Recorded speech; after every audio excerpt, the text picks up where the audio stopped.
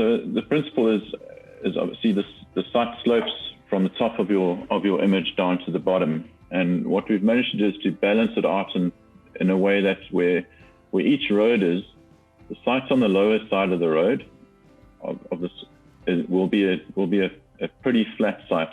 So that site's going to be flat, and it'll be more or less the level of the road. The sites on the upper side of the road is going to be a split level site. So the sites along the top of the higher part of the road will have, basically they'll have a garage unit beneath. Some of the bigger units will have a garage unit with the option of a guest suite with that garage unit.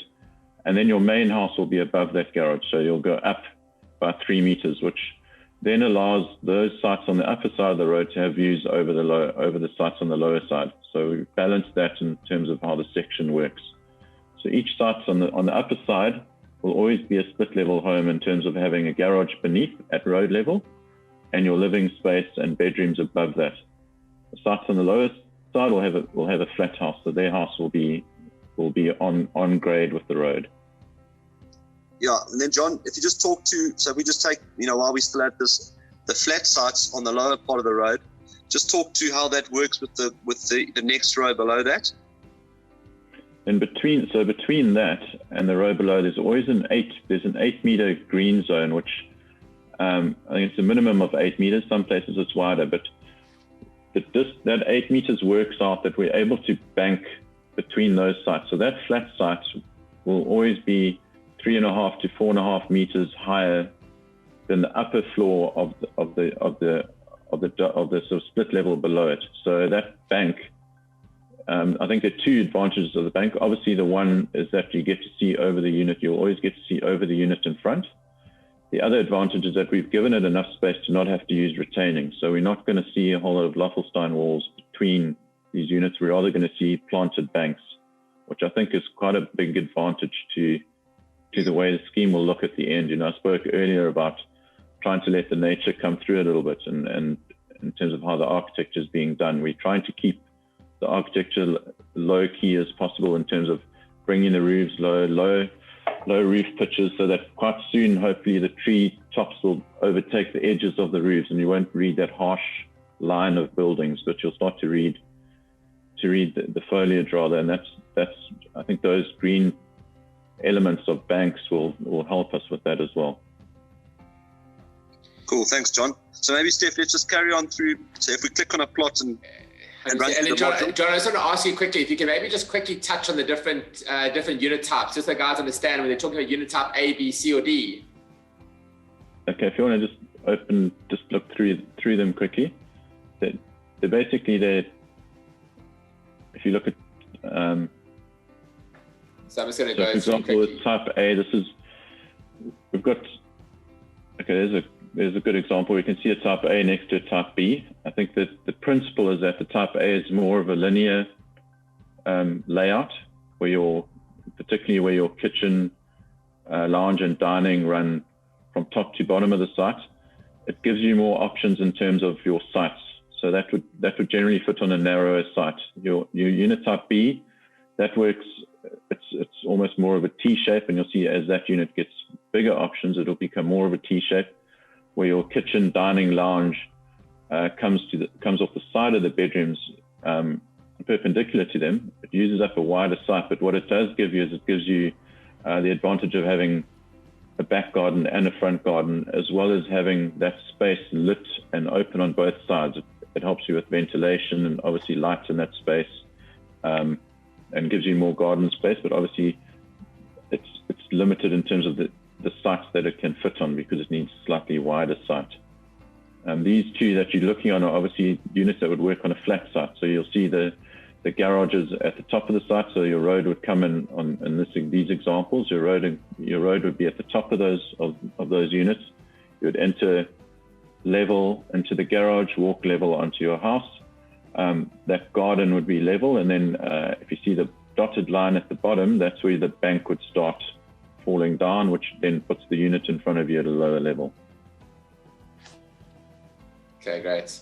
And then similar, so the unit designs are fairly similar in terms of top and bottom units, but you'll see if you get to a split level unit, you'll see that what happens is the garage just pretty much just moves to underneath the house. So if you look there at either of those type A's, if you look at the one on the left, you got a double garage as well as an option for a guest suite within that space that fits beneath the house, and then you go up the stairs on the side and into the house, which is then basically puts you above the level of the house in front.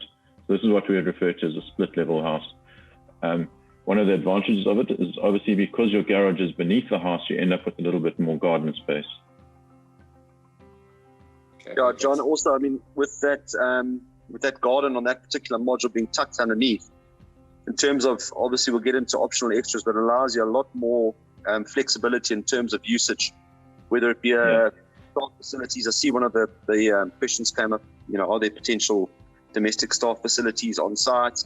So that allows you a staff facility or a study or a workspace or a guest suite or just a large store, or even an additional bay, covered parking bay. So you're getting a triple garage. There's multiple options with that type of split level design. Yeah. So I'm just going to go through the process. I just want to show people that on the day, for example, leading up to it, you can search by 3-bed, 2-bath, for example, a 3-bed, 3-bath, and obviously all the configurations are changing depending on what you're looking, or you can go by price in terms of what's available within certain price ranges. You can see a huge amount within those lower price ranges. So just going to go with this selection here, and then just going to choose a random plot, and Charles, you can just talk about it from there. Okay, cool. Yeah. So once you have clicked on your plot and you obviously happy with the plot and the view and the location and the size, obviously, as taking into John's comments with whether it be a 15-meter wide module or a 13-meter wide plot, and then let's click on that one. Is that you've got a 3-bed, 2-bath. So that's your preferred option, and you then move on to basically 2 color schemes: a coastal scheme, which is a nice white, beachy sort of design scheme, and then the other one, which is the forest scheme, a little bit more modern, contemporary, a little bit more greys, and a little slightly darker off-white finished cupboards, counters, etc.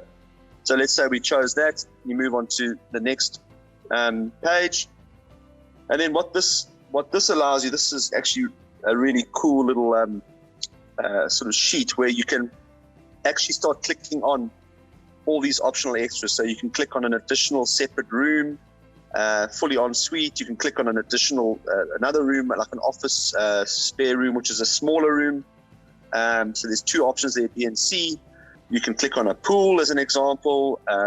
You can click on that one as Steph's just clicked on, substituting the main bathroom shower into a bath. Let's say you've got young kids and you need the bath. And then you can slide down to the bottom, assuming that those are your options, and you've got literally a checkout price on that home. And let's just say we want to go for the 3-bed, 2-bath. This is just obviously one of the entry-level units. Click on one of, let's say, a D2 as an example, or D1 or whatever. So, I mean, there you're basically getting a double garage. We don't need to run through the whole process, but you just look at that. You're getting a double garage. Can we zoom in on that unit type there? Is that possible? So there you're getting a 3-bed, 2-bath. I think the double garage or the single garage are very similar in price, but for roughly 3.3 million rand, a freehold, freestanding double garage, 3-bed, 2-bath, lounge, dining, kitchen, covered patio with garden, with sea views in an estate. It allows a buyer to, 1, live there. I mean, it's an amazing value. And 2, you could actually buy as an investment to live at a later stage. So very rarely do you get something that's going to yield well on an investment and tick the box as a primary residential unit.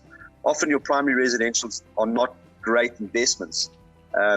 It's a very unique product that allows both. And I think that coming in at that 3.3 million in the Sibaya area, it's almost equitable to like a 2-bedroom, 2-bathroom flat or apartment. That's currently that's sort of what the market price is for a 2-bedroom apartment. So really, really good value. And I'm super excited that we're allowing some young families as well as investors or older families, older guys that want to actually scale down and potentially move into a unit like that in the next couple of years. But also, obtain the income that could be generated whilst they, obviously pondering their move.